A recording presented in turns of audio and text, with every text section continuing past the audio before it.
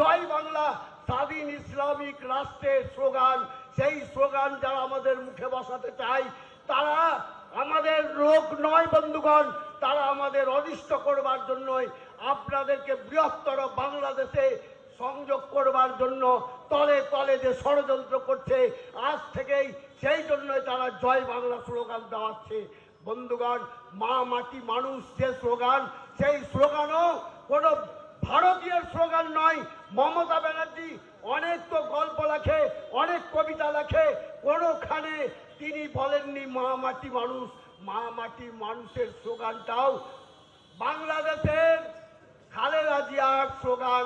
সেই খালেদা জিয়ার স্লোগান আজকে পশ্চিমবঙ্গের বুকে তৃণমূল কংগ্রেসীরা মুখে বেরিয়ে নিয়ে যাচ্ছে। তাদেরকে আমরা বলে দিতে চাই, ভারতবাসী আমরা, ভারত মাতার জয় বলি আমরা, ভারতবর্ষের বুকে ভারত মাতার জয় বলবো। এই অঙ্গীকার করবার এই নির্বাচনে তৃণমূলের পতন সুনিশ্চিত করুন, এই আবেদন রেখে আমার বক্তব্য শেষ করছি। বন্দে মাতরম, ভারত মাতা কি জয়।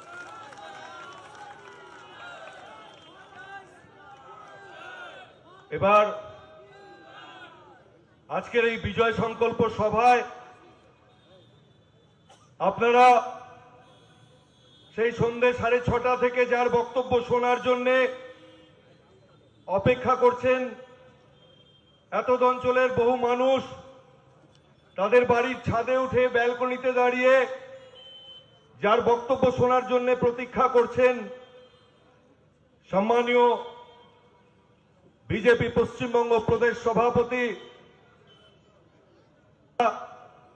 রাজ্যসভার সাংসদ শ্রী শ্রমিক ভট্টাচার্য মহাশয়কে আমি মাইক্রোফোনে আসার জন্য অনুরোধ করছি।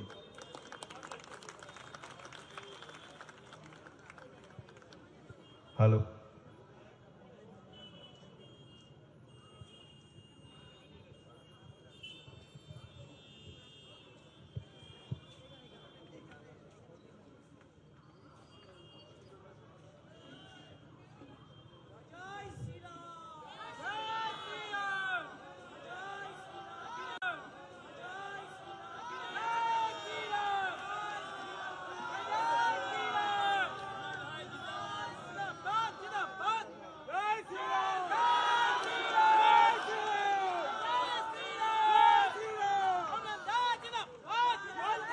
ইংলিশ বাজার কেন্দ্রের বিজেপি প্রার্থী অম্লান ভাদুরীর সমর্থনে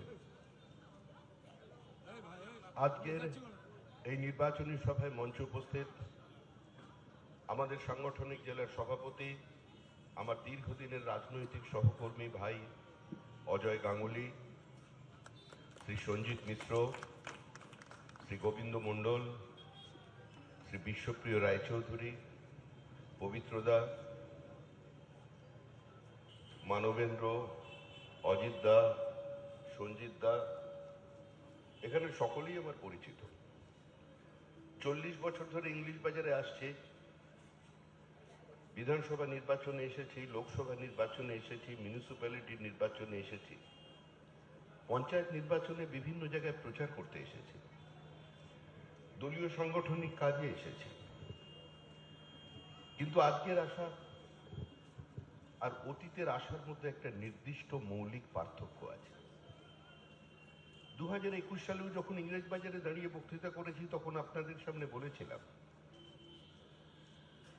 যে আপনাদের আশীর্বাদ চাই, সহযোগিতা চাই, সমর্থন চাই, ভোট চাই। আমরা তৃণমূল সরকারকে সরিয়ে পশ্চিমবঙ্গে একটা সরকার তৈরি করতে চাই। ইংরেজ বাজারের মানুষও আমাদের আশীর্বাদ দিয়েছিলেন, কিন্তু সমগ্র পশ্চিমবঙ্গের মানুষ আমাদের আশীর্বাদ দেননি, আমাদের বিরোধী দলের আসনে বসিয়ে দিয়েছিলেন। কিন্তু তার সঙ্গে একটি তাৎপর্যপূর্ণ ঘটনা ঘটেছিল ভারতীয় রাজনীতির ইতিহাসে।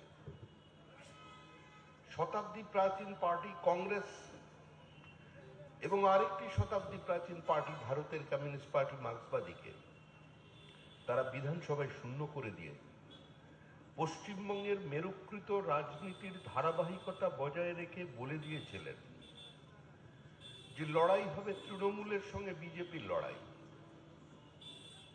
তৃণমূল কংগ্রেসকে যদি কেউ হারাতে পারে, বিজেপি হারাতে পারবে। তাই সেজন্যই আপনাদের কাছে সরাসরি ভোট চাইছি অম্লান ভাদুরীর হয়ে বিজেপির পদ্ম। এই অধিকারের উপরে ভিত্তি করেই আপনাদের সামনে দাঁড়িয়ে বলছি যে আমার গলা ভালো নেই। 22 দিনের বেশি সময় ধরে একাধিক মিটিং করতে করতে আর সারাদিন সাংবাদিকদের সঙ্গে কথা বলতে বলতে আমার গলা প্রায় ক্ষত বিক্ষত। আর উত্তরবঙ্গ থেকে ঘুরে এসে আমাদের মুখ্যমন্ত্রীর মন ভালো নেই, মন ভালো নেই। আলিপুরদুয়ারে তৃণমূল নেই, দার্জিলিং এ তৃণমূল নেই, জলপাইগুড়িতে তৃণমূল নেই, কোচবিহারে তৃণমূল নেই, 2 দিনাজপুরে তৃণমূল নেই, মালদায় তৃণমূল নেই। ফারাক্কা ব্রিজের আগে পর্যন্ত তোমার দেখা নাই রে, তোমার দেখা নাই। তৃণমূল কংগ্রেস 15 বছর ধরে আমাদের কি দিয়েছে আর কি দেয়নি এই হিসাবের খতিয়ান করা তো অনেক দূরের কথা। একটু আগে সঞ্জিতদা বললেন যে আর সুজাপুর নয়, আর শামসেরগঞ্জ নয়, আর ধুলিয়ান নয়, এই ভোট আমাদের অস্তিত্ব রক্ষার ভোট। এই ভোট পশ্চিমবঙ্গকে পশ্চিমবঙ্গ বানিয়ে রাখার ভোট।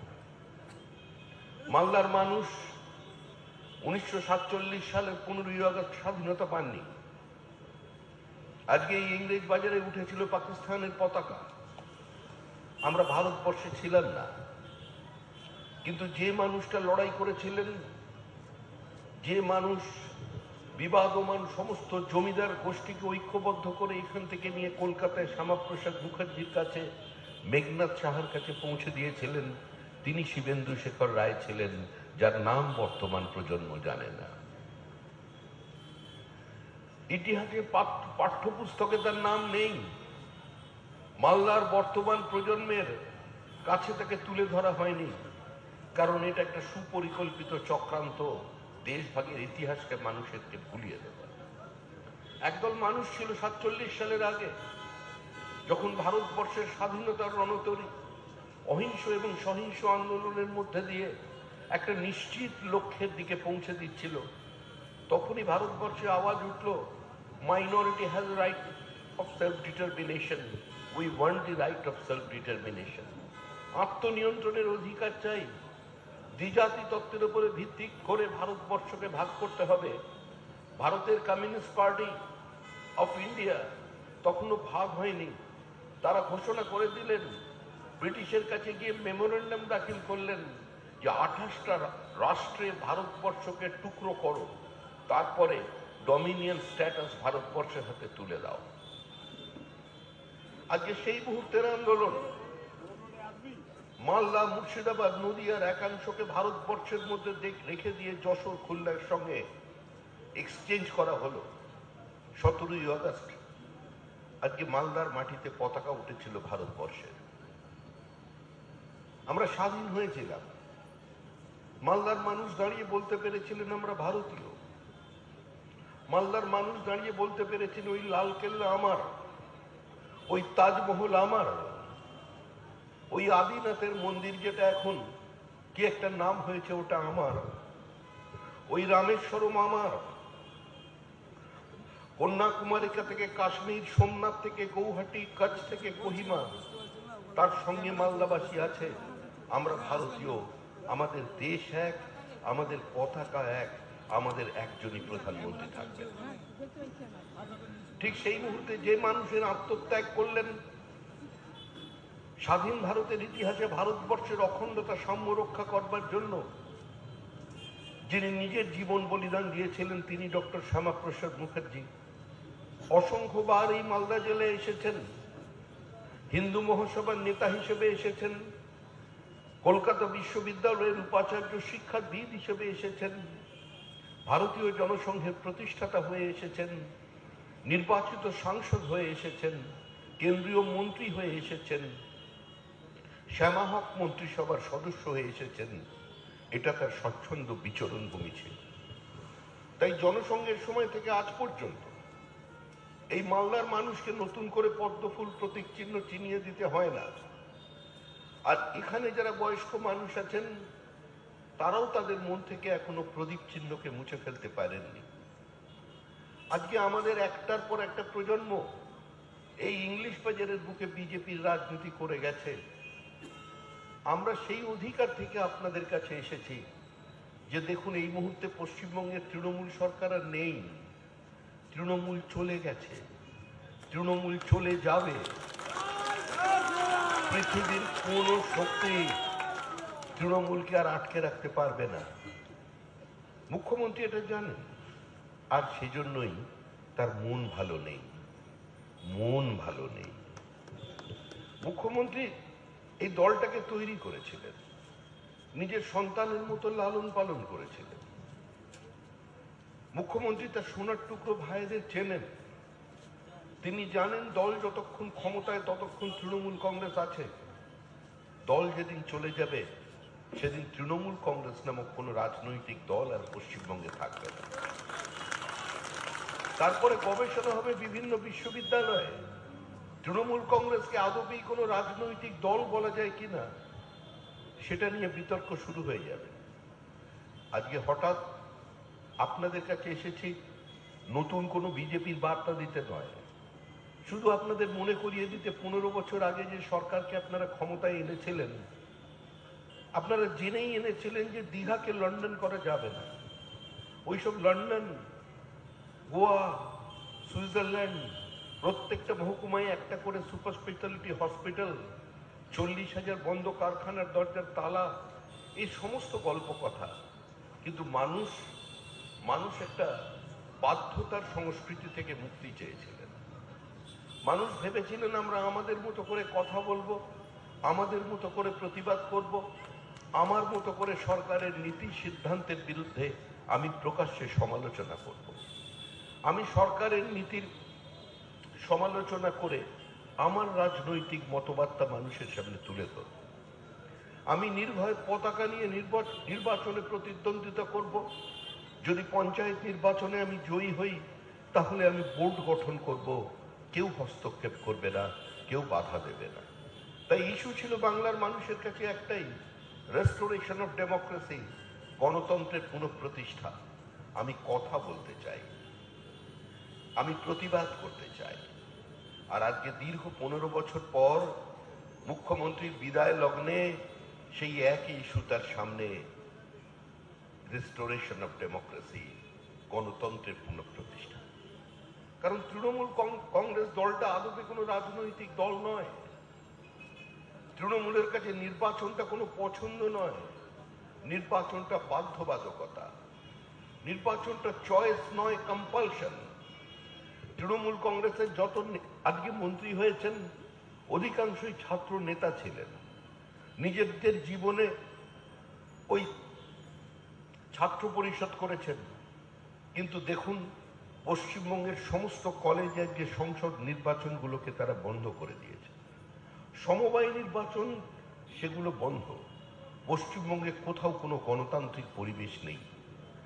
রাজ্যপাল বলছেন যে আমি কলকাতা বিশ্ববিদ্যালয় পরিদর্শনে যাব। উপাচার্য বলছেন আচার্যকে যে রাজ্য সরকার চায় না আমি আপনার সঙ্গে দেখা করি, সেজন্য আপনি এখানে কোনো ওয়েলকাম গেস্ট নন, দয়া করে আসবেন না। বিধানসভার যিনি স্পিকার বিমান বন্দ্যোপাধ্যায়, আইনজীবী, এই যুগের ধৃতরাষ্ট্র, ওনার কোন সঞ্জয়ের থেকে উনি খবর পান জানা নেই, উনিও বলে দিয়েছেন রাজ্যপালকে বিধানসভায় আসতে গেলে, মানে যার নামে রাজ্য পরিচালনা হয়, তিনি আসতে গেলে পারমিশন নিয়ে আসতে হবে। তৃণমূল কংগ্রেস আক্রমণ করছে বিচারপতিদের। কলকাতা হাইকোর্টের বিচারপতির বাড়ির দরজায় গিয়ে পোস্টার লাগিয়ে এসেছে। একজন বিচারপতির কক্ষে ঢুকে তাকে শারীরিকভাবে নিগৃহীত করেছে। একজন মহিলা হাইকোর্টের বিচারপতিকে টেলিফোনে প্রাণনাশের, তার পরিবারের সর্বনাশ করে দেওয়ার জন্য হুমকি দিয়েছে। এই পরিস্থিতির মধ্যে আজকে আমরা বসবাস করছি। আজকে একবার ভেবে দেখুন, গত 15 বছরে 79,000 কারখানার দরজায় তালা পড়েছে। বড় থেকে ছোট কারখানা পর্যন্ত বন্ধ হয়ে গেছে। 1016টা কোম্পানি লিকুইডেশনে চলে গেছে। 6300-র বেশি কোম্পানি তাদের হেডকোয়ার্টারকে এখান থেকে অন্যত্র সরিয়ে নিয়ে গেছেন। মুখ্যমন্ত্রী বলছেন আমাদের স্টেট জিডিপি ন্যাশনাল জিডিপির থেকে বেশি। মুখ্যমন্ত্রী বলছেন আমি কৃষকের রোজগারকে 3 গুণ করে দিয়েছি। গত 1 মাসের মধ্যে 11 জন আলু চাষি আত্মহত্যা করেছে। এ রাজ্যে এই মুহূর্তে 42 লক্ষ পরিযায়ী শ্রমিক আছে। আমাদের রাজ্যের কৃষক আজকে ভিন রাজ্যে গিয়ে ধান কাটছে। বেঙ্গালুরু শহরের দ্বিতীয় কথ্য ভাষা বাংলা। 14,60,000 ছেলে মেয়ে আজকে সেখানে শিক্ষিত ছেলে, আপনাদেরই বাড়ির লোকজন, তারা ওখানে কাজ করছে। এই হচ্ছে বর্তমান পশ্চিমবঙ্গের পরিস্থিতি।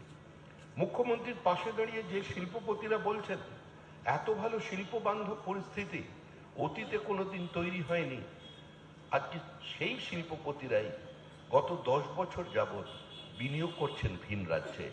তারা এ রাজ্যে আর থাকতে চাইছেন না, এখান থেকে সবাই চলে যেতে চাইছে। কলকাতার একটার পর একটা অভিজাত পল্লী সম্পূর্ণ বৃদ্ধাশ্রম হয়ে গেছে। পশ্চিমবঙ্গের বহু গ্রাম পুরুষ শূন্য, সবাই পরিযায়ী শ্রমিক। গোটা রাজ্যটা তা পরিযায়ীদের রাজ্য হয়ে গেছে। এখানে ছাত্র পরিযায়ী, এখানে মেধা পরিযায়ী, এখানে পুঁজি পরিযায়ী, এখানে শিল্পী পরিযায়ী, এখানে শ্রমিক পরিযায়ী, এখানে কৃষক পরিযায়ী, এখানে শিল্পপতি পরিযায়ী। পশ্চিমবঙ্গ একটা বিরাট বৃদ্ধাশ্রম, আর সেই বৃদ্ধাশ্রমের মধ্যে দাঁড়িয়ে আমরা এই নির্বাচনে অংশগ্রহণ করছি। আমরা আবেদন করছি পশ্চিমবঙ্গের মানুষের কাছে যে আমাদের একবার সুযোগ দিন। আমরা জানি মানুষ তৎপর হয়ে আছে, আমরা হয়তো পিছিয়েছি, মানুষ আমাদের থেকে এগিয়ে গেছেন। 15 দিন আগে মানুষ যখন গ্রামে যাচ্ছিলাম তখন গাড়ি থামিয়ে মানুষ বলছিল আমরা ভোট দিতে পারবো, তো সেই ব্যবস্থাটা একটু করুন।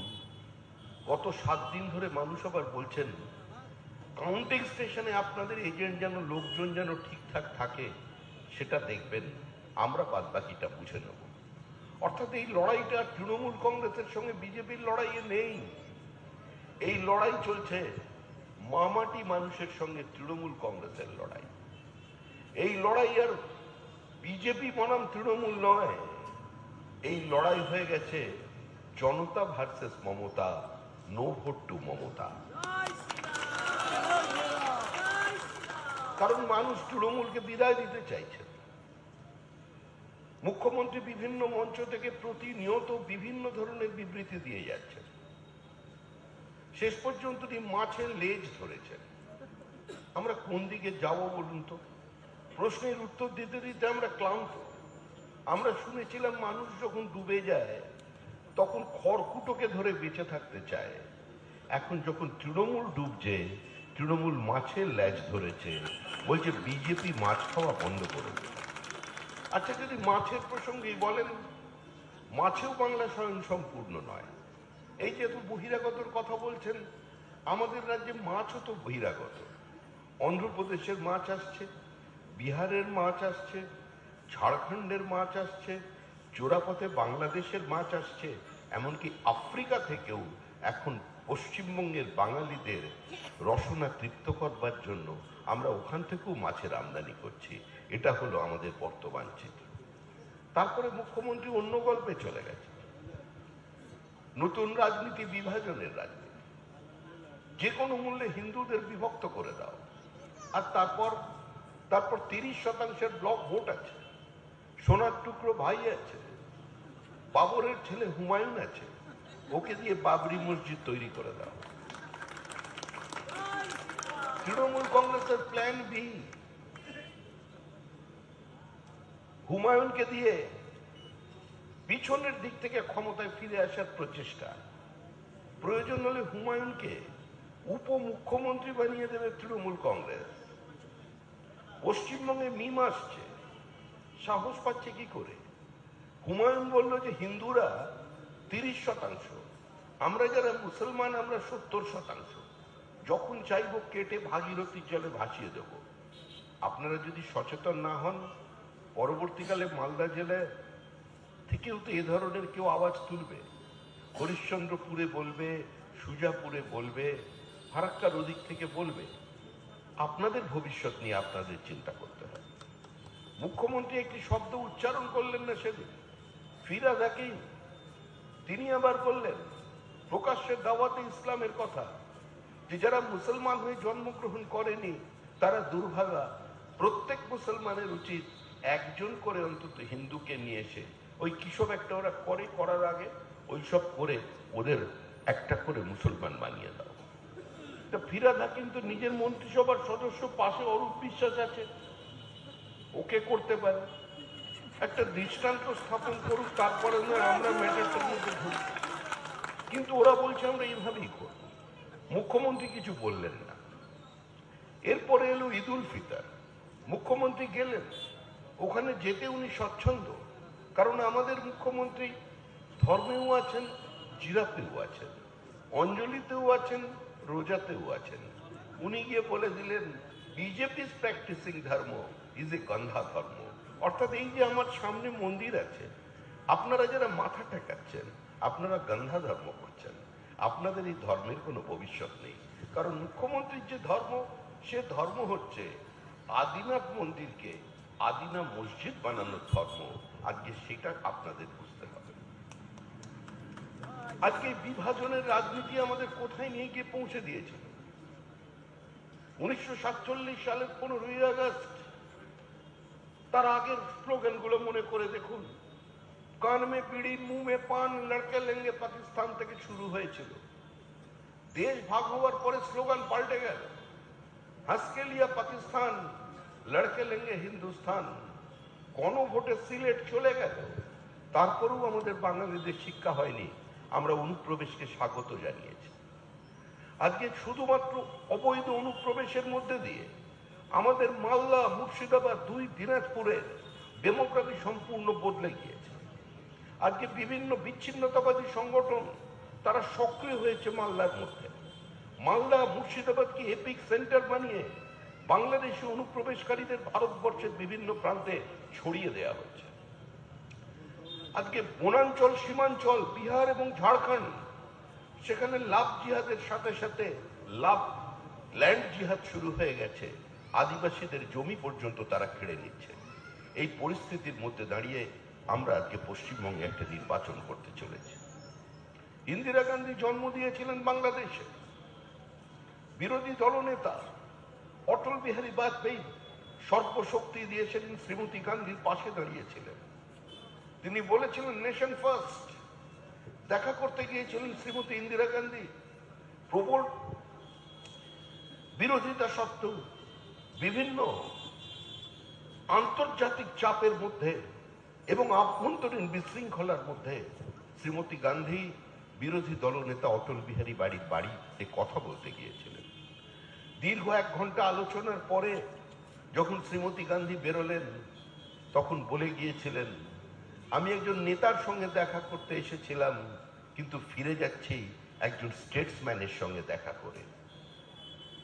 সেদিন কিন্তু আমরা পাশে দাঁড়িয়েছিলাম ইন্দিরা গান্ধী। আমাদের গোটা বিচার পরিবার এই মালদা, মুর্শিদাবাদের সীমান্ত থেকে শুরু করে দক্ষিণ 24 পরগনা, উত্তর 24 পরগনায় সেনাদের পাশে থেকে কাজ করেছিল। সেই ইন্দিরা গান্ধী যিনি বাংলাদেশের জন্মদিনের, সেই ইন্দিরা গান্ধীর নামাঙ্কিত ইন্দিরা গান্ধী কালচারাল অ্যাসোসিয়েশনের 70,000 বইতে ধর্মান্ধরা আগুন লাগিয়ে দিয়েছে, ধ্বংস করে দিয়েছে। ইন্দিরা গান্ধীর নামাঙ্কিত সেই সংগঠনটি সেই ইমারতকে ভেঙে দিয়েছে। ধ্বংস হয়েছে সত্যজিৎ রায়ের বাড়ি, ধ্বংস হয়েছে সুনীল গঙ্গোপাধ্যায়ের বাড়ি, ধ্বংস করে দিয়েছে রবীন্দ্রনাথ ঠাকুরের বাড়ি। অর্থাৎ একটা মানসিকতা, যে মানসিকতা নালন্দা ধ্বংস করেছে, বিক্রমশিলা ধ্বংস করেছে, তক্ষশিলা ধ্বংস করেছে, সিটি অফ আলেকজান্দ্রিয়ার সবচেয়ে বড় লাইব্রেরিকে যারা আগুন জ্বালিয়েছে, সেই একই মানসিকতা আজকে বাংলাদেশে শ্রীমতী গান্ধীর 70,000 বইতে আগুন লাগিয়ে দিয়েছে। আর সেই মানসিকতাই আপনার মুর্শিদাবাদে ওই ওয়াকফ নিয়ে আন্দোলনের নামে প্রাইভেট টিউটারের লাইব্রেরিতে আগুন লাগিয়ে দিয়েছে। আজকে মালদায় বসে তো আপনারা প্রতিধ্বনি শুনতে পাচ্ছেন। আপনারা দেখছেন ওখানে রবীন্দ্রনাথ ঠাকুরের প্রতিকৃতি ভেঙে দেওয়া হচ্ছে, আর আমাদের মালদায় তৃণমূল কংগ্রেসের ছাত্র নেতা রবীন্দ্রনাথের ছবিতে আগুন লাগিয়ে দিচ্ছে। কারণ রাজনীতি কারা করছে আজকে সেটা সবচেয়ে বড় কথা। তৃণমূল কংগ্রেসের মতো এমন দলটি কোথাও খুঁজে পাবে না কো তুমি। নেতাজি সুভাষচন্দ্র বসুর বাড়ি রিনোভেশন চলছে, একটু ঝাড়াই মোছাই করে ঠিকঠাক করছিল, কিছু ছেলে পৌঁছে গেল, বলছে আমাদের না জিজ্ঞেস করে কাজ করা শুরু হলো কি করে। ওদের পরিবারের কোনো লোক বললেন এটা কার বাড়িতে এসেছেন জানেন? এই বাড়ি কার বাড়ি? বললো কার বাড়ি? বললো সুভাষ বোসের বাড়ি। বলে তাহলে আপনারা কি করছেন? আপনাদের সঙ্গে কথা বলবো না, আপনারা ভেতরে যান, ভিতর থেকে গিয়ে সুভাষদাকে পাঠিয়ে দিন, যা কথা ওনার সঙ্গে বলবো। এই হচ্ছে তৃণমূল কংগ্রেস। এভাবেই সারা পশ্চিমবঙ্গ চলছে। এই পুরো সমাজটাকে একটা খোলা বাজার বানিয়ে দিয়েছে তৃণমূল কংগ্রেস। মেধাকে এখানে প্রতারিত করেছে। শিক্ষকের চাকরি 40,000 আলু পটলের মতো বিক্রি করে দিয়েছে। 26,000 মানুষের চাকরি চলে গেছে। ভবানীপুরের সামনে একদিন দেখি প্রবল লাঠিচার্জ, উত্তেজনা, প্রত্যেকেরই দেখলাম চেহারা ভালো যারা আন্দোলন করছে। মানে এরা কারা? বলছেন এরা ভবিষ্যতের পুলিশ। কি বক্তব্য? বলছেন আমরা ইন্টারভিউ দিয়েছি, ফিজিক্যাল টেস্ট হয়ে গেছে, পরীক্ষায় পাশ করেছি, আমাদের নিয়োগ কবে হবে? অবরোধ করেছে ভবানী ভবন, অর্থাৎ ভবিষ্যতের পুলিশের উপরে বর্তমানের পুলিশ লাঠি চালাচ্ছে। এর নাম তৃণমূল কংগ্রেস। তৃণমূল কংগ্রেসের মতো রাজনৈতিক দল ভারতবর্ষের কোথাও কেন, পৃথিবীর কোথাও পাবেন না। মুখ্যমন্ত্রী বলেছিলেন ক্ষমতায় আসার 1 বছরের মধ্যে যে সমস্ত 90% কাজ করে দিয়েছি। এত কাজ পৃথিবীর কোন সরকার করতে পারেনি যা তৃণমূল কংগ্রেস করে দেখিয়েছে। তৃণমূল কংগ্রেসের করে দেখানো কাজ আপনারা দেখতে পেলেন। এগিয়ে বাংলা, এসআইআর দেখলেন, অসামান্য ঘটনা। সারা দেশে এসআইআর হবে, 12টি রাজ্যে এসআইআর চলছিল, কোথাও কোনো উত্তেজনা নেই, ভাঙচুর নেই, আন্দোলন নেই, কালো কোট পরে সুপ্রিম কোর্টে যাওয়া নেই, বিডিও অফিসে আগুন নেই, পথ অবরোধ নেই, রাস্তায় উনুন জ্বালিয়ে রান্না করা নেই, 15 ঘন্টা ধরে জজ সাহেবদের আটকে রাখা নেই, মুক্তির পরে তাদের গাড়ির উপরে পাথর বর্ষণ নেই, কোথাও নেই। অবিজেপি শাসিত রাজ্য কেরল, তামিলনাড়ু সেখানে নেই, এখানে আছে, কারণ এগিয়ে বাংলা। এমন ভোটার লিস্ট তৈরি আছে পশ্চিমবঙ্গে, আমরা মাথা উঁচু করে বলতে পারি যে এই ভোটার লিস্টের মতো ভোটার লিস্ট ভারতবর্ষের কোনো জায়গায় পাবেন না। এমনি আমাদের মুখ্যমন্ত্রী কবি, এমনি আমাদের মুখ্যমন্ত্রী গীতিকার, আমাদের মুখ্যমন্ত্রী সুরকার, আমাদের মুখ্যমন্ত্রী পুলিশ কমিশনারকে দিয়ে চা আনাতে পারেন, আমাদের মুখ্যমন্ত্রী বিকেলে ভোরের ফুল ফুটিয়ে দিতে পারেন, আমাদের মুখ্যমন্ত্রী তবলায় জল তরঙ্গের আওয়াজ বার করে দিতে পারেন। আমাদের মুখ্যমন্ত্রী তো সাধারণ মুখ্যমন্ত্রী নন, আমাদের মুখ্যমন্ত্রী তো রয়্যাল বেঙ্গল টাইগার। উনি নিজেই বলেছেন আমি রয়্যাল বেঙ্গল টাইগার, আমাকে ছেলেও ধরতে পারেন, আমাকে মেয়েও ধরতে পারেন, আমার সঙ্গে কেউ বাড়াবাড়ি করবেন না, আমি গুন্ডা কন্ট্রোল করে দিতে পারি। তো তিনি তো কোনো সাধারণ মুখ্যমন্ত্রী নন, অসাধারণ মুখ্যমন্ত্রী। অসাধারণ মুখ্যমন্ত্রীর অসাধারণ কাজ ভোটার লিস্ট। ভোটার লিস্ট তৈরি করেছেন কারণ আপনারা একটা ধৃতরাষ্ট্রের কথা শুনেছেন মহাভারতে, একজন ধৃতরাষ্ট্র 100 সন্তানের পিতা। আর আমাদের ভোটার লিস্টে আমি জানতাম 7টা, পরে আমার একজন কর্মী বন্ধু বলল যুব মোর্চার, দাদা তুমি ভুল বলছো, 7 নয় 11 জন ধৃতরাষ্ট্র, 100 সন্তানের পিতা। ছেলে মেয়ের বয়সের পার্থক্য 2 থেকে 3 মাস, মানে প্রোডাকশনের স্পিডটা চিন্তা করুন। হ্যাঁ, 11টা ধৃতরাষ্ট্র নিয়ে বসে পড়েছে আমাদের ভোটার লিস্টের মধ্যে, আর বলছেন যে বিজেপি বহিরাগতদের নিয়ে এসেছে, আমরা নাকি বাইরের প্লেয়ার নিয়ে মাঠে নেমেছি। আরে রাজনীতিটা কোনো খেলা নয়। আপনারা এখানেই ভাবছেন ধৃতরাষ্ট্রতে শেষ, ধৃতরাষ্ট্রে শেষ নয়।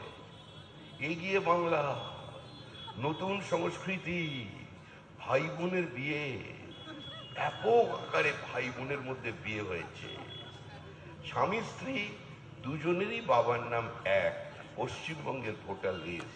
স্বামীর বাবাও যে, স্ত্রীর বাবাও সে, এই কোথা থেকে এলো আজ পর্যন্ত কেউ বুঝে উঠতে পারেনি। আপনারা শুনেছেন বিস্কিট কোম্পানির অ্যাড, খুব পপুলার ছিল। কোম্পানির নাম তো বলা যাবে না, আমাকে আবার বলবে এত কিছু পেয়েছে বিজেপি। দাদু খায় নাতি খায়, শুনেছেন? দাদু খায় নাতি খায়।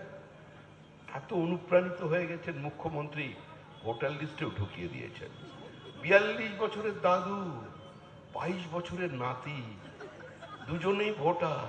ভাবতে পারছেন? 42 বছরের দাদু 22 বছরের ভোটার নামিয়ে দিয়েছে। কি করে নামালো? তার উত্তর পরের পাতায়। বাবার ছেলের বয়সের ব্যবধান হচ্ছে 10 বছরের বাবা, মানে 9 বছর বয়স থেকেই দুরন্ত ছেলে। এদের তো ডেকে এনে পদ্মশ্রী পদ্মবিভূষণ দিয়ে দেওয়া দরকার। এদের নিয়ে তৃণমূল কংগ্রেস বলেছে আমরা আগামী দিনে এগিয়ে যাব, এগিয়ে যাবে বাংলা। কোন দিকে এগিয়ে যাবে কেউ জানে না, এগিয়ে যাবে। যখনই লোকসভা নির্বাচন আসে তখনই বলেন পরবর্তী প্রধানমন্ত্রী মমতা বন্দ্যোপাধ্যায়। নির্বাচন 10 দিন পেরোলো, বক্তৃতা শুরু হলো, পোস্টার লাগানো, দেওয়াল লেখানোর কাজ শেষ, এবার শুরু হলো স্ট্রিট কর্নার, যেরকম হয়ে থাকে। তখন শুনতে পাবেন সরকারের চাবিকাঠি থাকবে আমাদের হাতে, আমরাই হব নিয়ামক শক্তি। তখন আর প্রধানমন্ত্রী নেই। আরো 10 দিন পেরিয়ে যাবে, ভোট যখন এসে যাবে তখন বলবে বাংলা নিজের মেয়েকে চায়, অর্থাৎ ঘরের মেয়ে ঘরে ফিরে আসতে চায়। আরে ডেঙ্গির মশা মারতে পারে না, আর মোদি মারতে চলে গেছে। এ কোনোদিন সম্ভব? এ কোনোদিনই কল্পনা। আর তারপরেও আর একটা রাজনৈতিক দল এখানে ঘুরে বেড়াচ্ছে পিছনের দরজা দিয়ে। এদের দেখলে তো আমার ছাত্র অবস্থার একটা গান মনে পড়ছে। সিপিএম এর এক নেতা বিবৃতি দিচ্ছেন টিভিতে যে আপনারা নির্বাচনে লড়ছেন কেন? বলছেন এই নির্বাচনে আমাদের ভোট বাড়বে। তার মানে কি আপনি বলুন তো? যে নির্দল হিসেবে প্রতিদ্বন্দ্বিতা করে সেও তো বলে আমি জিতবো। জিতবো বললেই তো আপনি নির্বাচনে প্রতিদ্বন্দ্বিতা করতে পারবেন। আপনি যদি গাছের একদম উপরের দিকে তাকান তবেই আপনি গাছের মাঝামাঝি পর্যন্ত পৌঁছতে পারবেন। আর যদি মাঝখানের দিকে তাকিয়ে থাকেন গুড়িতেই ঘোরাঘুরি করতে হবে। সিপিএম বলছে আমরা জিতবো না, আমাদের ভোট বাড়বে। ভোট বাড়বে মানে কিসের জন্য? মানে তৃণমূলকে জেতানোর জন্য। এখন যদি বুদ্ধদেব ভট্টাচার্য আর ওরা মানে ওদের পূর্বপুরুষরা এখন এদের দিকে তাকিয়ে হয়তো স্বর্গ থেকে গান গাইছেন, এ লাল দোপাট্টে বালি তার নাম তো বাতা। এটা কোন দল? এটা কি সিপিআইএম না এটা তৃণমূল কংগ্রেস? এখন কি ভালোবাসা দুজনের মধ্যে, ভাবা যায় না। একদিন ওই এখন তিনি আবার প্রার্থী নির্বাচনে নাম করব না। সিপিআইএম এর ছাত্র নেতা ছিলেন না যুব নেতা ছিলেন, উনি হালকা করে অমিত মিত্রকে দিল্লিতে একটু মাথায় আদর করে দিয়েছিলেন। তার জন্য এক রাত্রে তৃণমূল কংগ্রেস সিপিআইএম এর 922টা পার্টি অফিস ভেঙে তাকে দখল করেছিল। আজকে সেই সিপিআইএম তাদের দেখলেই অন্ধকারে তৃণমূল ডাকছে, বলছে এই রাগ করেছ, এরম করে না, এসো না, এদিকে এসো। কি ভালোবাসা! এত কাছাকাছি, এত কাছে দুজনে, এত কাছে দুজনে। পিছনের দরজা দিয়ে তৃণমূল কংগ্রেসকে ক্ষমতায় ফিরিয়ে আনার এই চক্রান্তের বিরুদ্ধে আজকে সমস্ত মাল্লাবাসীকে এক হতে হবে। দেখুন এই লড়াইটা অম্লান ভাদুড়ি কিংবা বিজেপির জেতাহার লড়াই নয়। ইংলিশ বাজারে আমাদের লড়াই মার্জিন বাড়ানোর লড়াই। ইংলিশ বাজার থেকে একটা জোরে ধাক্কা লাগাতে হবে। এই সরকারটা তো যাবে, সরকার চলে গেছে, তৃণমূল নেই, তৃণমূল থাকতে পারে না। কালের নিয়ম মেনে, রাষ্ট্রবিজ্ঞানের নিয়ম মেনে, সমাজ বিজ্ঞান মেনে নিয়ে তৃণমূল কংগ্রেসের বৃত্ত সম্পূর্ণ হয়েছে। একটা রাজনৈতিক দলের দর্শন যদি হয় জো জিতা ও সিকান্দার, আর একটা রাজনৈতিক দলের মূল বক্তব্য যদি হয়, লক্ষ্য যদি হয় বুথে লিড দেওয়া, সেই রাজনৈতিক দল কোনোদিন ক্ষমতায় থাকতে পারে না। যেদিন ক্ষমতায় এসেছিলেন এ রাজ্যের ঋণের পরিমাণ ছিল 1,92,000 কোটি টাকা। আজকে 7 লক্ষ কোটি টাকার সীমারেখা পার করে দিয়েছে। 43টা রেলের প্রজেক্ট বন্ধ করে দিয়েছে পশ্চিমবঙ্গে। তার কারণ হচ্ছে জমি জট। 2200 কিলোমিটারের বেশি আমাদের সঙ্গে বাংলাদেশের বর্ডার, 562 কিলোমিটার আনফেন্সড, কাঁটা তারের বেড়া লাগানো যায়নি, কারণ রাজ্য সরকার জমির ব্যবস্থা করে দিতে পারেনি। অসংগঠিত শ্রমিকদের জন্য প্রধানমন্ত্রী করেছিলেন পিএম বিশ্বকর্মা, অর্থাৎ যারা সাইকেল দোকানে কাজ করেন, যারা ছোটখাটো রাজমিস্ত্রির কাজ করেন, কাঠের মিস্ত্রির কাজ করেন, মোটর সাইকেল সারাইয়ের কাজ করেন, প্লাম্বিং এর কাজ করেন, জল কলের কাজ করেন, কিংবা ইলেকট্রিশিয়ানের কাজ করেন, তাদের জন্য পিএম বিশ্বকর্মা সরকারি সহায়তা 7.5 লক্ষ অ্যাপ্লিকেন্ট পশ্চিমবঙ্গের 1 টাকাও কেউ পাননি। পরিকল্পনাকে বাস্তবায়িত করা যায়। আপনাদের বাড়িতে যার অর্থনৈতিক অবস্থা যেরকম, যার যত বড় বাড়ি সেরকম, নিজের মতো করে ওপরে লাগিয়ে নিন সোলার প্যানেল, পিএম সূর্যঘর মুফত বিজলি যোজনা, বিনা পয়সায় আলো জ্বলবে, বিনা পয়সায় ফ্রিজ চলবে, বিনা পয়সায় পাখা চলবে, বিনা পয়সায় টিভি দেখবেন, উদ্বৃত্ত বিদ্যুৎ গিল্ড কিনে নেবে। সারা ভারতবর্ষ জুড়ে এই পরিকল্পনা বাস্তবায়িত হচ্ছে। পশ্চিমবঙ্গে করতে দেয়নি, কারণ ভেন্ডেটা পলিটিক্স, প্রতিহিংসার রাজনীতি, কেন্দ্র বিরোধিতার রাজনীতি, মোদী বিরোধিতার রাজনীতি। সারা ভারতবর্ষে আপনারা বেড়াতে যান, নিম্ন মধ্যবিত্ত বাঙালিও বছরে একবার পরিবার নিয়ে বাইরে বেড়াতে যান। যদি কেউ অসুস্থ হয়ে পড়েন, অত টাকা তো সঙ্গে নেই, হসপিটালে ঢুকলেই তো 1 লাখ। আপনি পাবেন কোথায়? যদি আয়ুষ্মান ভারতের কার্ড থাকতো পকেটে, যে কোনো মালদাবাসী ভারতবর্ষের যে কোনো প্রান্তে গিয়ে অসুস্থ হয়ে গেলে তার চিকিৎসা করাতে পারতেন। 42 লক্ষ পরিযায়ী শ্রমিক, প্রত্যেকের কাছে নাকি স্বাস্থ্যসাথী কার্ড আছে। পশ্চিমবঙ্গের বাইরে ওই কার্ডটা কাজ করে না, কারণ ওটা আসলে স্বাস্থ্যসাথী নয়, ওটা ভোট সাথী কার্ড। ভোট শেষ, কার্ড শেষ, কার্ডের কোনো গ্রহণযোগ্যতা নেই। মুখ্যমন্ত্রী এ রাজ্যে করতে দেয়নি। হঠাৎ বললেন কি সবকিছু তো আমিই করেছি। কে কি করলো? আমার দিকে নকল। আমি করেছিলাম স্বাস্থ্যসাথী, সবই উনি করেছেন, আমরা ওনার দেখে দেখে করছি। আমরা তো ওনার থেকেই শিক্ষা নিয়েছি। দেখুন, সংস্কৃতে একটা কথা আছে, মহাজন গতস পন্থা। ওই মাস্টারমশাই ঠিক বলছি তো? ওই গোবিন্দদা বলে দিয়েছেন ঠিক, মাস্টারমশাই। মহাজন গতস পন্থা মানে মহাজনরা যে পথে যায় সেটাই হচ্ছে আসল পথ। আমরাও তো দিদির পথে চলেছি, আমরা দিদির থেকেই তো অনুপ্রেরণা পেয়েছি। 2005 সালে উনি একগুচ্ছ ভোটার লিস্ট স্পিকারের টেবিলে ছুঁড়ে ফেলে দিয়ে বললেন যে সব বাংলাদেশিদের নাম ধরিয়ে রেখেছে তৃণমূল কংগ্রেস, আজকে এ নিয়ে নির্বাচন লড়া যাবে না। সিপিএম বলে চোখের জল ফেলতে ফেলতে বেরিয়ে চলে গেলেন। সেই চোখের জলের কেউ কি কোনো মূল্য দেবে না? চোখের জলের তো কোনো রং হয় না। আমরা এগিয়ে এসেছিলাম, আমরা ওখানে গিয়ে বলেছি যে দেখুন, মমতা বন্দ্যোপাধ্যায়ের এই কথার যৌক্তিকতা আছে। পশ্চিমবঙ্গের মানুষ পশ্চিমবঙ্গে ভোট দেবে, বাংলাদেশের লোক ভোট দেবে না, অনুপ্রবেশকারী ভোট দেবে না। আমরা তো ওনার পথেই যাচ্ছি, উনি তারপরেও কেন খেপে যাচ্ছেন? আমরা কিছুই বুঝে উঠতে পারছি না। আজকে মুখ্যমন্ত্রীর কংগ্রেস আর একটা দল আছে, তার সঙ্গে হাত মিলিয়ে যে তৃণমূল কংগ্রেস। কংগ্রেস মাঝে মধ্যেই বড় বড় স্বপ্ন দেখে, স্বপ্নকে বাস্তবায়িত করতে পারে না। কংগ্রেসের নেতা ছিলেন প্রণব মুখোপাধ্যায়, আমাদের স্বর্গীয় রাষ্ট্রপতি। তিনি স্বপ্ন দেখেছিলেন, তিনি চেষ্টা করেছিলেন, ওয়ান নেশন ওয়ান ট্যাক্স। কংগ্রেসের স্বপ্ন আমরা ঠিক করে দিয়েছি সিএ লাগু করে, আমরা ঠিক করেছি জিএসটি করে, ওয়ান নেশন ওয়ান ট্যাক্স। এই যে সিএ হয়েছে, এ কথা তো জওহরলাল নেহেরু বলেছিলেন, সর্দার বল্লভভাই প্যাটেল বলেছিলেন, মহাত্মা গান্ধী বলেছিলেন উদ্বাস্তুদের সামনে দাঁড়িয়ে যে তোমাদের নাগরিকত্ব দেব। কংগ্রেস 75 বছর ধরে নাগরিকত্ব দিতে পারেনি। সেই নাগরিকত্বের অধিকার, মানুষের অধিকার দিয়ে বলেছে যে ওপার বাংলায় যে ঘোষ, বোস, দত্ত, মিত্র, ওপার বাংলায় যে চাকমা, যে বৌদ্ধ, যে রাজবংশী, যে কামপুরীরা আছে, ওপার বাংলায় যে গুপ্তা আছে, জয়সওয়াল আছে, যে মারোয়াড়ি আছে, ওরা আমাদের রক্ত, আমাদের ভাই। ওরা আক্রান্ত হলে আমরা ব্যথিত হই, ওদের চোখের জল আমাদেরও চোখের জল। তাই ওখানের ওই অত্যাচার যাতে বাংলাদেশে আগামী দিনে মালদায় না হয় সেটাকে রক্ষা করবার দায়িত্ব আমাদের নিতে হবে।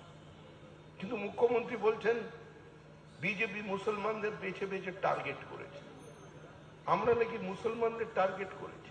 আচ্ছা আপনি বলুন তো, যে মানুষ মারা গেছে, যে পৃথিবীর মায়া কাটিয়ে চলে গেছে, আজকে কেন আপনি তাকে জোর করে ভোটার লিস্টের নামটা রেখে দেবেন? তার তো আপনি পিণ্ডদান করে দিয়ে চলে এসেছেন গয়ায়। আবার কুরুক্ষেত্র, অনেক জায়গায় পিণ্ডদানের জায়গা আছে, কুরুক্ষেত্র, গয়া, গঙ্গা এসব আছে না, এসব বালুদার মনে থাকে, আচ্ছা থাকে তো, এই সমস্ত তা করে চলে এসছেন, তাদের ভোটার লিস্টে কি দরকার? আমার বাবা মা কোভিড কালে তৃতীয় ফেজ, থার্ড ফেজে 18 দিনের ব্যবধানে চলে গেলেন। আমি ভোট দিতে গেলাম বিধাননগর, আমার পাড়ার ইপিজে স্কুলে, বিধাননগর কর্পোরেশনের নির্বাচন, সকাল 9টায় ভোট দিয়ে পার্টি অফিসে চলে গেলাম। তখন আমাদের সভাপতি সুকান্ত মজুমদারের সঙ্গে আমার একটা মিটিং ছিল, আমরা 4-5 জন বসে কথা বললাম। 6টার সময় যখন পার্টি অফিস থেকে বেরোচ্ছি খবর পেলাম যে আমার মা আমার বাবা দুজনেই এসেছিলেন, হাতে হাত ধরে এসেছিলেন, বিকেল 4টের সময় ভোট দিয়ে চলে গেছেন। আমি যদি ঠিক একটু দেরিতে যেতাম দেখা হতো। আমার কাকা কাকিমা তারাও তারাও ভোট দিয়ে গেছেন। এখন মুখ্যমন্ত্রী কিছু অন্যায় বলছেন না, কিছু কিছু কথা ওনার গ্রহণ করতে হবে। উনি বলছেন ওরা মারা গেছে তো কি হয়েছে, ওরাও তো কারোর বাবা ছিল, কারোর মা ছিল, কারোর প্রেমিকা ছিল। একটু হিউম্যান ফেস নিয়ে, একটু মানবিক মুখ নিয়ে একটু চিন্তা করে ওদের নামটা ভোটার লিস্টে রেখে দেওয়া যায় না? মুখ্যমন্ত্রী এভাবে চলে গেছেন। দেখুন যাই হোক, সব দিকে গন্ডগোল চলছে। মুসলমানদের প্রতি কি ভালোবাসা, বকটুয়ে জীবন্ত মুসলমান মহিলা এবং শিশুদের পুড়িয়ে মেরে দিলেন। বলছেন কেন্দ্রের বঞ্চনা, 100 দিনের টাকা নেই, আবাস যোজনার বাড়ি নেই। আরে প্রধানমন্ত্রী তো জমিদারির টাকা দিচ্ছেন না, প্রধানমন্ত্রী বলছেন টাকা নাও হিসাব দাও। মুখ্যমন্ত্রী একই অবস্থান, আমি টাকা নেব ওটা আমার অধিকারের মধ্যে পড়ে, কিন্তু হিসাব দেওয়া ওটা আমার অভ্যাসের মধ্যে পড়ে না।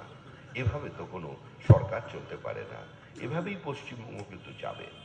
পশ্চিমবঙ্গে মুখ্যমন্ত্রী একটার পর একটা প্রকল্পকে তিনি এই রাজ্যে বাস্তবায়িত করতে দিচ্ছেন না। আপনারা জানেন উত্তর 24 পরগনায় অশোকনগর অয়েল ফিল্ড, যেখান থেকে তেল উঠতে শুরু করলে 100 স্কোয়ার কিলোমিটার এলাকা জুড়ে তেল উঠবে।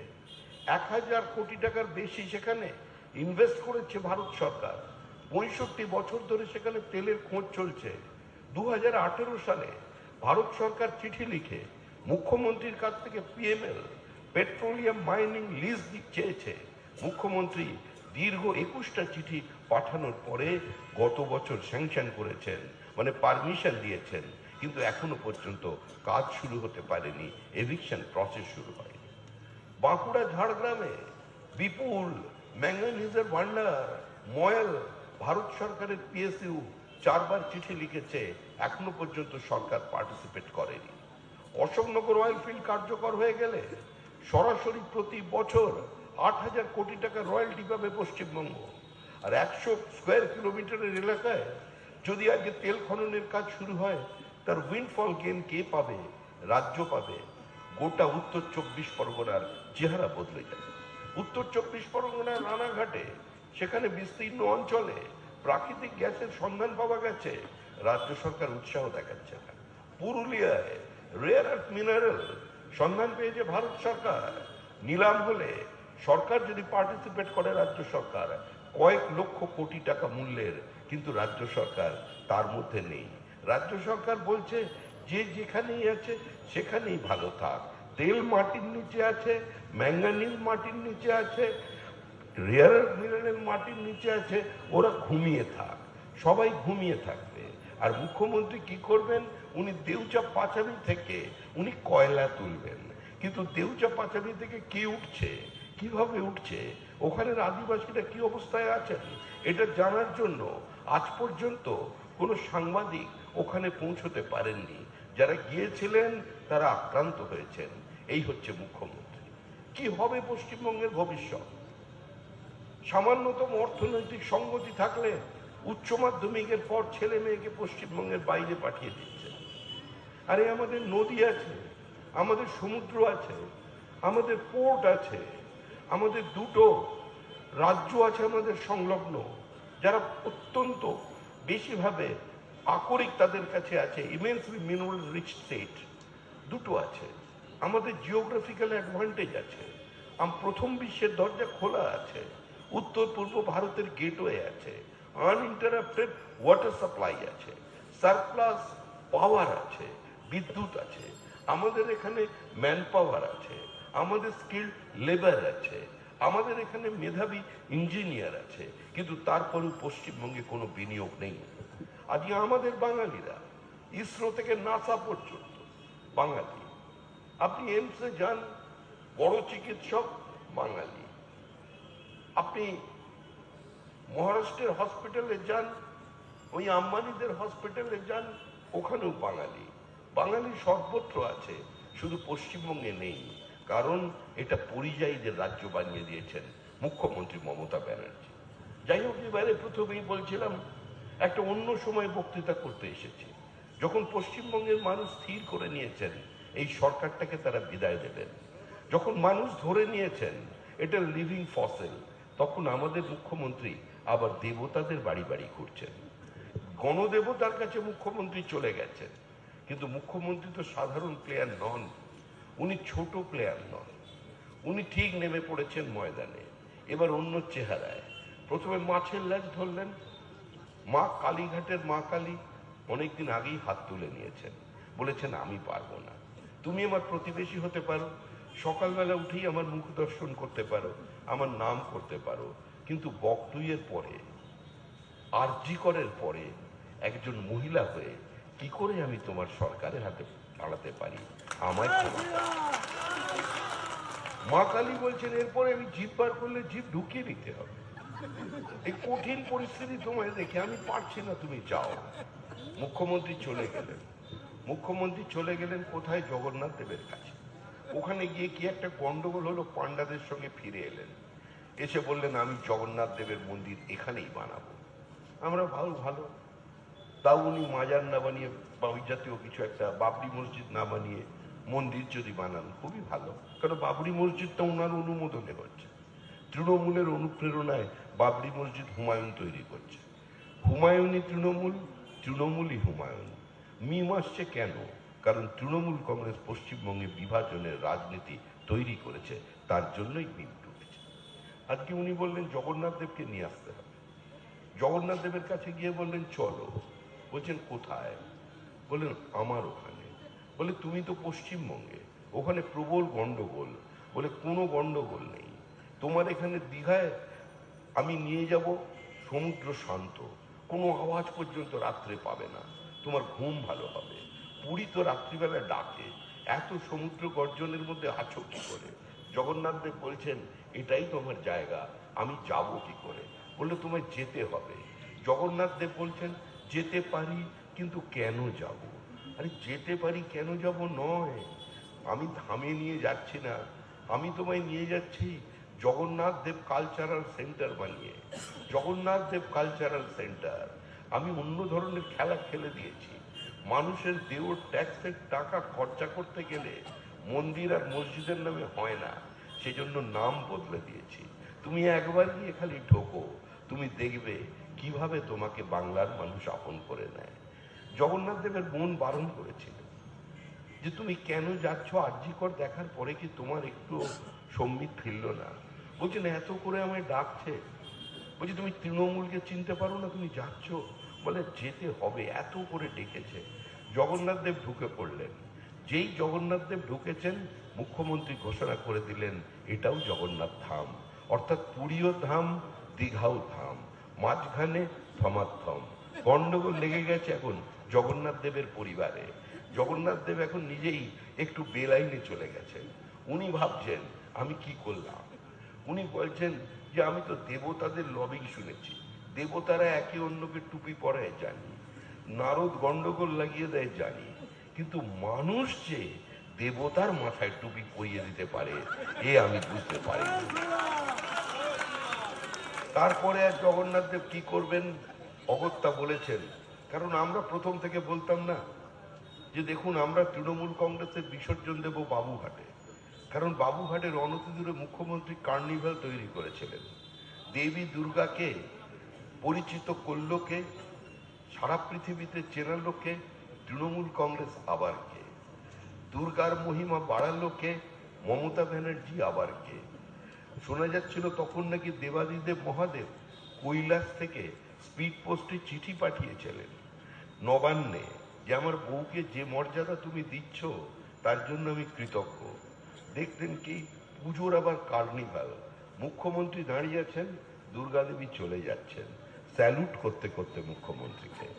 আমরা বলেছিলাম উনি যখন স্যালুট নিলেন 15 বছর পরে, আমরা বাবুঘাটে ওনাকে দিয়ে মা দুর্গাকে স্যালুট করিয়ে তবে মায়ের বিসর্জন করাবো।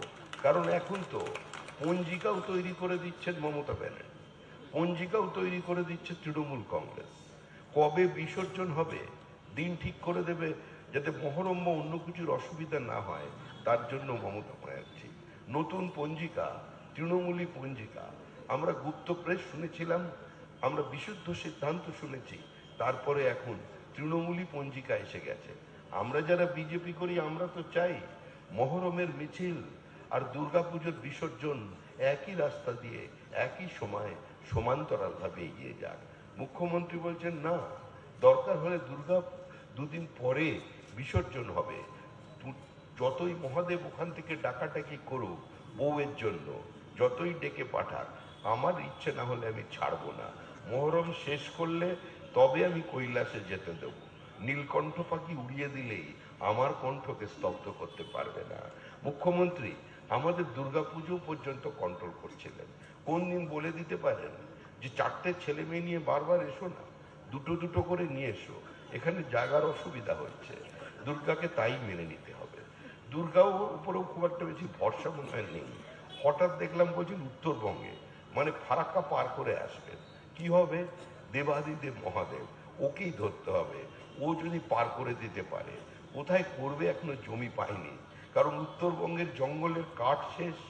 ছোট ছোট নদী থেকে ইললিগাল স্যান্ড মাইনিং আর বোল্ডার লিফটিং এর কারণে নদী তার গতিমুখ বদল করে হাজার হাজার একরের চাষ জমিকে সম্পূর্ণভাবে ধ্বংস করে দিয়েছে। প্রকৃতির বিরুদ্ধে যুদ্ধ ঘোষণা করে দিয়েছে তৃণমূল কংগ্রেস। শুধু মানুষের বিরুদ্ধে নয়, এই সরকার প্রকৃতি বিরোধী সরকার। আপনি আলু চাষিদের কথা চিন্তা করুন, চাষি আত্মহত্যা করলেই সঙ্গে সঙ্গে বলে দিচ্ছে বিবাহ বহির্ভূত সম্পদ।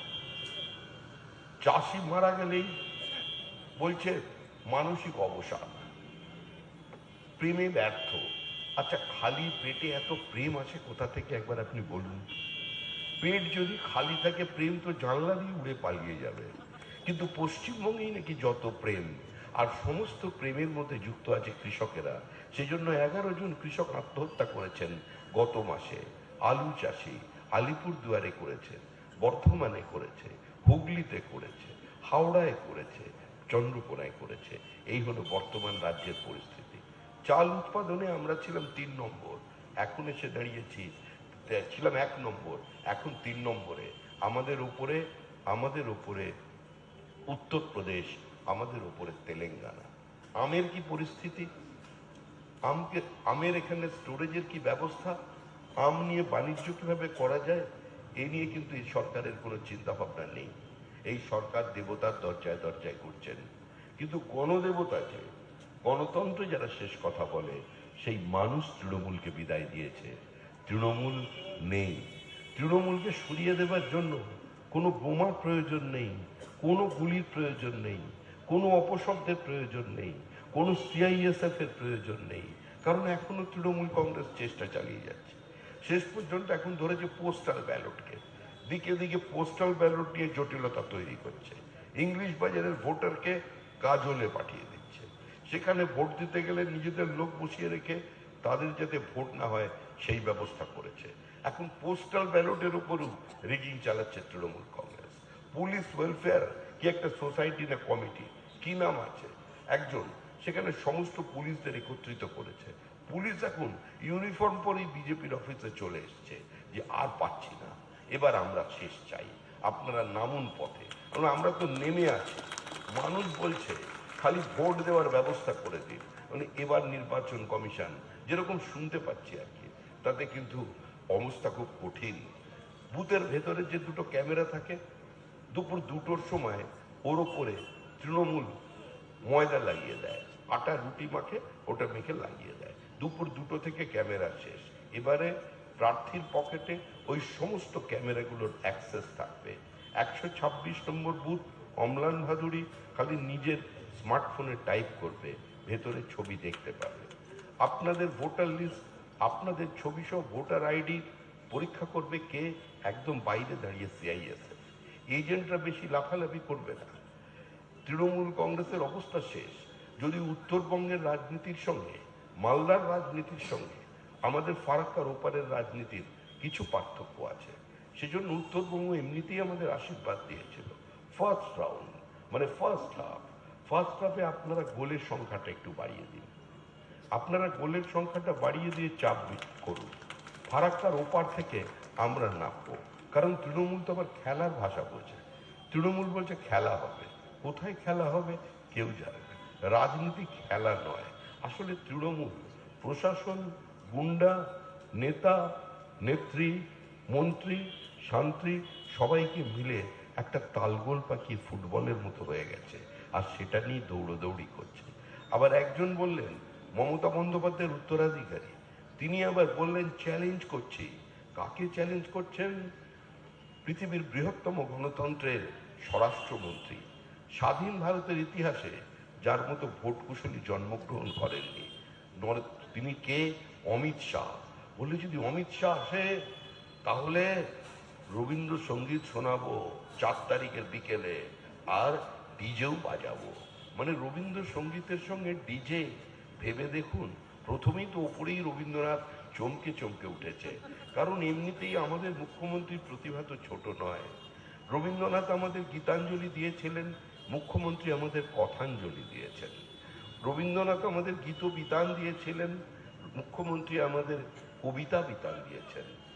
আজকে রবীন্দ্রনাথের পরিবার আমাদের বিশ্বভারতী দিয়েছিল, মুখ্যমন্ত্রী আমাদের বিশ্ব বাংলা দিয়েছেন। এবার বলছেন ডিজে বাজাবো। 4 তারিখ যদি ক্ষমতা থাকে একবার থাকবেন। উনি জানিয়ে দিয়েছেন, ক্ষমা চেয়ে নিয়েছেন, উনি থাকতে পারবেন না, তার কাজ আছে। 4 তারিখে আমরা বরঞ্চ একটা কাজ করব। আপনাকে, যিনি চ্যালেঞ্জ দিয়েছেন, তাকে গ্রিন করিডোর তৈরি করে আমরা ওই দমদম বিমানবন্দরে পৌঁছে দেবো রাত্রিবেলা অমিত শাহ বাড়ি যাওয়া। অনেক তৃণমূলের বিপ্লবী আছেন, আগুন খেকো বিদ্রোহী, একদম মুখেই মারিতম জগৎ, হুমকিতে শেষ করে দিচ্ছেন নরেন্দ্র মোদীকে। যে জানবেন যত বেশি হুমকি দেয়, সে গভীর রাতে তত বেশি ফোন করে বলে আছি, আমিও আছি, একটু চাপে আছি, তো ক্ষমা করবেন। এটাই হচ্ছে তৃণমূল। এভাবেই দলটা চলেছে। এই দলটাকে এবার শেষ করে দিন, সময় এসছে। ইংলিশ বাজার কেন্দ্র থেকে আমাদের প্রার্থী অম্লান ভাদুড়িকে বিশাল ভোটে জয়ী করুন। যারা এখানে বসে আছেন প্রত্যেকেই রাজনৈতিক কর্মী বলেই চেনেন, কাউকে অন্য দল থেকে আপনারা দেখেননি। এরা সবাই আপনাদের মধ্যে থেকে কাউন্সিলর হয়েছেন, জিতেছেন। ও সুতপার নামটা বলা হয়নি, বাদ চলে গেছে। মৌসুমীর নামও বলিনি, উঠে দাঁড়িয়ে পড়েছে। তাই এটা আমাদের একটা পরিবারের মতো এখানে পার্টি। আপনারাও দীর্ঘদিন আমাদের সঙ্গে আছেন। আমাদের অনেক বয়োজ্যেষ্ঠ মানুষ আমাদের ছেড়ে চলে গেছেন। দীর্ঘদিন জনসংঘের সময় থেকে যারা আমাদের এখানে রাজনীতি করেছেন, অনেকেই আপনারা চেনেন। হরিপ্রসন্ন মিশ্র বার্ধক্যজনিত কারণে আমাদের মধ্যে নেই, বিনয়দা আমাদের মধ্যে নেই, অজিতদা চলে গেছেন, সন্তোষ শুকুল চলে গেছেন, জহরদা চলে গেছেন, জওহরলাল কুতরা, অনেকে আমাদের মধ্যে চলে গেছেন, হরিপ্তরা চলে গেছেন, প্রদ্যুৎদা চলে গেছেন। কিন্তু তারপরেও আমরা যারা আছি, আমিও সিনিয়র সিটিজেন হয়ে গেছি। আমার জীবদ্দশায় অন্তত একটা জিনিস দেখে যেতে পারছি, যে শ্যামাপ্রসাদের মাটিতে শ্যামাপ্রসাদের সরকার তৈরি হচ্ছে। গঙ্গোত্রী থেকে গঙ্গাসাগর পর্যন্ত বিজেপির সরকার। এই মালদার মানুষ যারা দীর্ঘদিন ধরে জনসংঘের সময় থেকে এই ইংলিশ বাজারে ভারতীয় জনতা পার্টিকে তিল তিল করে বেড়ে উঠতে সাহায্য করেছেন, তাদের সকলকে আমার প্রণাম, আমার শুভেচ্ছা, আমার অভিনন্দন। পয়লা বৈশাখ চলে গেছে, এই নতুন বছর আপনাদের ভালো যাক, আনন্দে যাক। কিন্তু মুখ্যমন্ত্রী আবার বলছেন ওটা এ রাজ্যের জন্মদিন, ওটা আমরা মানি না। জন্মটা এই রাজ্যের যিনি জন্ম দিয়েছিলেন সেটা হয়েছিল 1947 সালের 20 জুন। সেটা হয়েছিল ওই শিবেন্দু শেখর রায়দের জন্য, শ্যামাপ্রসাদ মুখার্জির জন্য, মেঘনাথ সায়ের জন্য, সুনীতি কুমার চ্যাটার্জির জন্য, রমেশচন্দ্র মজুমদারের জন্য, যদুনাথ সরকারের জন্য, হিন্দু কংগ্রেস বিধায়কদের জন্য, জ্যোতি বসু, রতনলাল ব্রহ্মণ বক্তব্যের বিপরীতে গিয়ে ভোটদানের জন্য তারা পশ্চিমবঙ্গ তৈরি করেছিলেন। তাই মালদা আবার যাতে হাতের বাইরে না চলে যায় তার জন্য সচেতন হন, নিজের স্বার্থে, পরিবারের স্বার্থে, ভবিষ্যৎ প্রজন্মের স্বার্থে। বিজেপিকে ভোট দিন, সপরিবারে দিন। আপনার ভোট, আপনার প্রিয়জনের ভোট, আপনার প্রতিবেশীর ভোট, আপনার বন্ধুর ভোট, সংঘবদ্ধভাবে ভোট। এই ভোট প্রকৃত পরিবর্তনের ভোট, এই ভোট ধর্মরক্ষার ভোট, এই ভোট অস্তিত্ব রক্ষার ভোট। এই ভোটের মধ্যে দিয়ে আপনারা বিজেপিকে প্রতিষ্ঠা আনবেন, এ আবেদন রাখছি। অনেকক্ষণ কথা বললাম, গলা ব্যথা, এক কাপ চা পাবো কিনা জানা নেই, যেরকম প্রতিশ্রুতিও নেই। যদি আশেপাশে কেউ খাওয়ান ভালো লাগবে। ধন্যবাদ।